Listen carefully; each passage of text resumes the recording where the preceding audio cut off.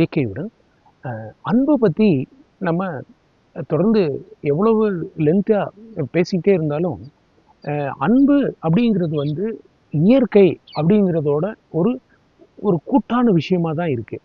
இப்போது நம்மளுடைய வாழ்க்கை பாதையில் வந்து அதிகமாக நம்மளை டைம் மேனேஜ்மெண்ட்டு இந்த மாதிரி தொடர்ந்து இந்த இரவு பூரா வேலை பார்க்குறது, பகலில் அதிக நேரம் தூங்குறது, இந்த மாதிரி நம்ம வாழ்க்கை சூழலை மிகுந்த குழப்பத்துக்கு உள்ளாக்கி இருக்கப்போ நம்ம வந்து இயற்கையோட நம்மளுடைய தொடர்புகளை மிக மிக மிக மிக தூரமாக்குறோம். இந்த தூரமாக நம்ம அன்பிலிருந்தும் மிக தூரமாக நம்ம போயிடுவோம்.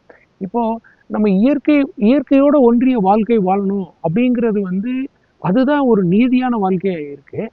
ஆனால் நம்ம வந்து அறிவியல் மூலமாக, டெக்னாலஜி மூலமாக நம்மளை மேலும் மேலும் உயர்த்திக்கிறது அப்படிங்கிற மாதிரி நம்ம கொண்டு போகிறப்போ இப்போ நம்ம வந்து ஒரு ஒரு ஒரு அன்புள்ள மனிதன் செய்கிற செயலாக இதுன்னு பாருங்கள்.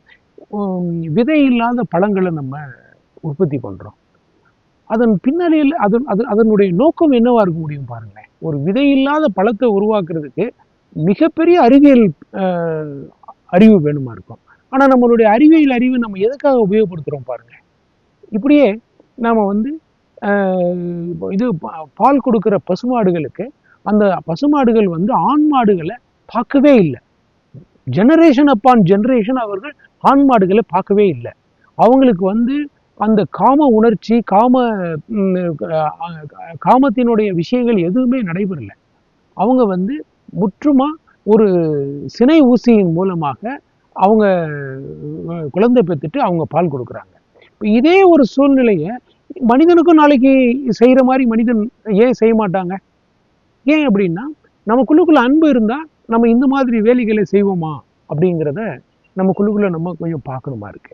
இப்போது அதே மாதிரி நம்ம இன்னும் கால வளர்ச்சியில் இந்த மாதிரி நம்மளுடைய உணவு பழக்கங்களில் எல்லாத்துலேயும் டெக்னாலஜி இதெல்லாம் பூத்திட்டு திரும்ப வந்து கருத்தரித்தல் மையங்களை நம்ம உருவாக்க கற்றுக்கிட்டோம். இப்போ வந்து அந்த கருத்தரித்தல் மையத்தை உருவாக்குறதுல என்ன அன்பு இருக்க முடியும் பாருங்க. இப்போ நம்ம நம்ம நம்ம ஜென்ரேஷன் அப்பான் ஜென்ரேஷன் வந்து நம்மளுடைய நம்மளுடைய நம்மளுடைய உழைப்பின் மூலமாக நம்மளுடைய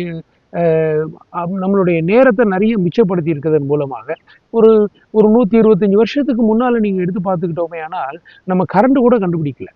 இப்போது நம்ம எங்கேயோ போயிட்டோம் அப்படிங்கிற மாதிரி நம்ம நினச்சிக்கிட்டு இருக்கோம். 1000-10,000 வருடங்களுக்கு பின்னால் இருக்கிற மனிதர்களை பற்றி பேசுகிறப்போ அவங்கெல்லாம் வந்து எலக்ட்ரிசிட்டி பின்னால் இல்லை. சாயங்காலம் 6 மணி ஆயிடுச்சுன்னா இரவு ஆயிடுது. அவங்களால பணி செய்கிறதுக்கான அதாவது அது ஓய்வு நேரமாக, இயற்கையோடு இருக்கிற நேரமாக, அதிகப்படியான தன்னுடன் இருக்கிற நேரமாக இருந்தது. இப்போ நம்ம அதெல்லாம் குழப்பத்துக்கு உள்ளாக்கி இரவு நேரம் பூரா வேலை பார்க்குறது, இப்படியே நம்ம மேலும் மேலும் அறிவு முதிர்ச்சி, வளர்ச்சி இந்த மாதிரியே நம்ம இருக்கோம். அன்பு அப்படிங்கிறதுக்கு ஒரு மனிதன் உணரணுமே ஆனால் முதல்ல அவருடைய சைக்காலஜிக்கல் ஸ்ட்ரக்சரில் எனக்குள்ளுக்குள்ளே இருக்கிற மன விஷயத்தில் நாளைக்கு அப்படின்னு ஒன்று எனக்கு இல்லை அப்படிங்கிற மாதிரி அப்படிங்கிற ஒரு ஒரு ஒரு தெளிவான உணர்வோடு நான் வரணும். நாளைக்குன்னு ஒன்று இல்லை அப்படிங்கிறப்போ எனக்குள்ளே வந்து போராட்டமும் இல்லை, வளர்ச்சின்னு ஒன்றும் இல்லை.